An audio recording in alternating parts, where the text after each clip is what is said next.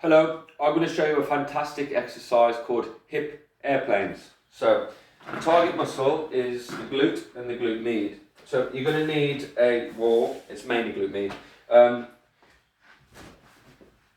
You're going to find a wall to brace against. Now you don't need to be wrestling against your biceps and triceps, your arms should be locked against the wall, your arms should be straight, just in line with the shoulders I reckon. Alright, you want to get that foot, whichever one you're going to stand on, directly under your hips. So you've got a nice long straight back. You're going to raise the other leg up in the air. Now, you want your hips to be level, okay? You don't want them to be too high or too low. So this exercise really exposes and brings awareness to that. If you have a tight glute med, you will be pulled over here and you might actually look something more like that. So, what we're going to do to stretch it is hold this position, let the hips fall. Right, so now my hips aren't level, they fell the opposite way and I feel a stretch. Now I can contract this glute med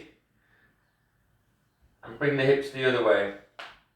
This is an absolutely fantastic exercise to both stretch and strengthen the glute med muscle.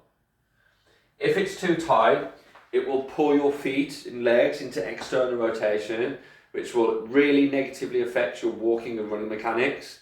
If you already have this issue, you might have hip pain or ankle pain, but this is a great exercise to correct that. Okay, so just remember the straight arms, the shoulders are just above the hip line, we've got a nice long back, the glutes are engaged. If you've got tight hamstrings, it's going to expose that too.